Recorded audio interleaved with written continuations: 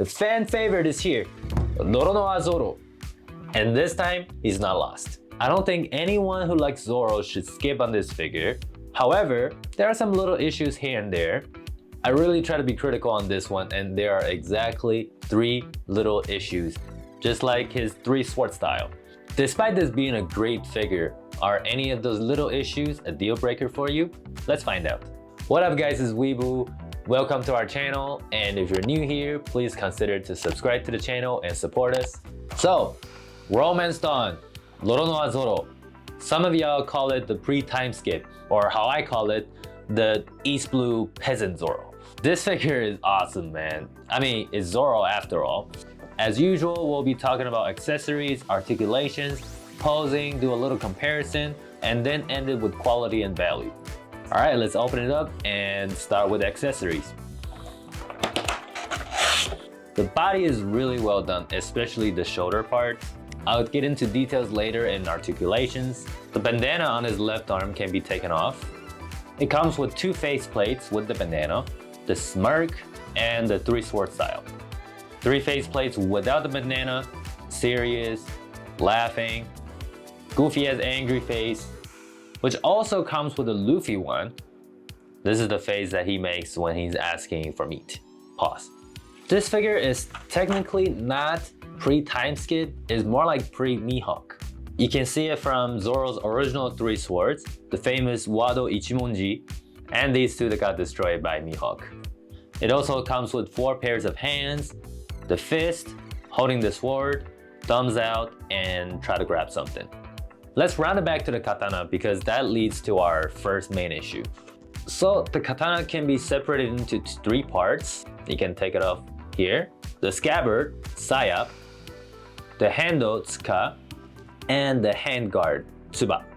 And if you're interested in katana and samurai armors, please check out my other video on the Shogun figures where I break it all down.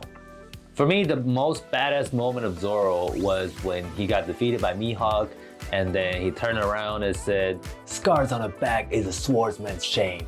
So when I opened it up, that was the first pose that I wanted to do. Then, I got confused.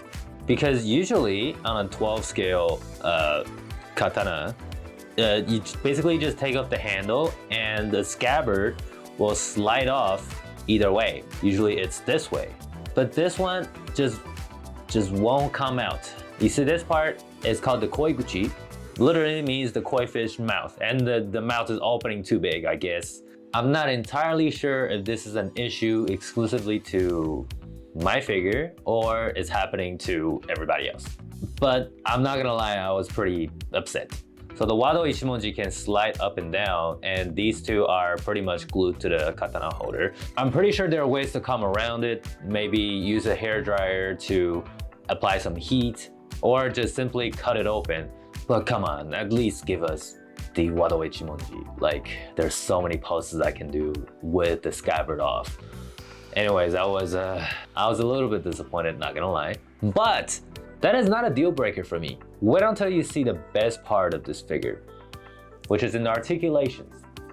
When I check the comment section, this is definitely y'all's main concern, is articulations. And this Zoro has probably one of the best shoulder performances I've ever seen. From the outside, it might look like Denji from Chainsaw Man. But if I take them apart, you can see that they're completely different. For Denji, it's a single big ball joint connected to a stationary joint in the chest, so it doesn't provide extension at all. But for Zoro, the connecting joint inside provides extension, and that comes with range. It basically divides the shoulder joint into 3 parts, because this middle piece has so much room to move around. And here's the best part. By rotating this middle piece, you can see that it provides more range. For example, I'm trying to let it reach up from here. Let's say it reaches here. And because you can move the middle part, it can help to reduce the exposure of the joint. So you can it's kind of like closing a door here. The second concern of articulations is probably the waist, aka the ab crunch. Because of the haramaki, the green belly warmer, I don't know what the name is. There's definitely some restrictions on mobility, but not a lot. Personally, this is way better than I expected, and I had no problem with it during posing. I can also take it off so you guys can see. It's just a single joint right here. I can already see that third companies are trying to replace this green belly warmer into some kind of fabric, but it's gonna be tough because the katana goes directly on here. And also you can do some simple modifications just to make it more flexible. But because this green belly warmer is not stretchy, so you're probably risking to expose the joint, the waist part, a little bit more. So I think Tamashii did a good job balancing that. And just real quick to show you the other parts, the neck is underrated, really good range here. Arm and wrist as usual. Okay, here I gotta give a shout out to Tamashii Nations. Have you guys realized they are changing the old wrist joints?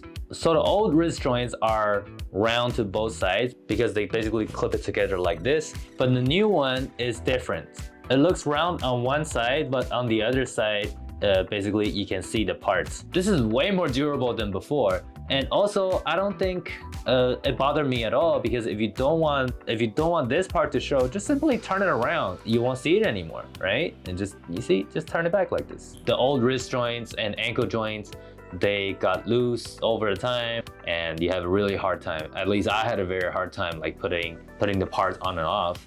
So shout out to Tamashii Nations for making that improvement. Now the second problem. It's actually on the lower body. First, the hips. It doesn't really have a good range because it's a single ball joint inside the hips. And the knee range is not ideal either. But the ankle part is really good. It rotates around on the Achilles part and the usual mobility here, tight on the side, so that makes the posing process a lot more pleasant. There's so many iconic poses of Zoro, and because this figure has very decent articulations, I was able to achieve most of them. The only thing stopping me, and I guess that kind of counts as a third issue, are the lack of faceplates. That's not even a complaint. I just wish it came with more options so I can just play it around. For example, a very serious face with the bandana on, that would have been really cool. I was concerned about the three katanas were gonna make the figure unbalanced, but I was wrong. It didn't bother me at all. I also enjoyed playing with the thumbs up and open hands, and I'm glad I didn't give up on the classic One Sword style line song. Itoryu yai shishison son. Since the scabbard doesn't come off, I just slide it all the way up. And this is definitely one of my favorite poses out of him. Quality and value.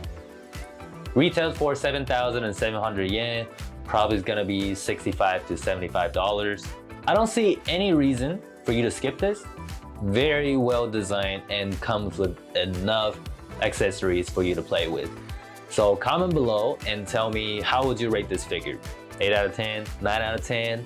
And also comment on what other characters in One Piece that you would like them to release. All I know is that the Moz head needs his best buddy, the stupid cook. Hope this video helps you to get a perspective on whether to get this figure or not. And thank you guys for the support. Please comment below on your feedback on my review videos. Appreciate you guys as always. Peace out.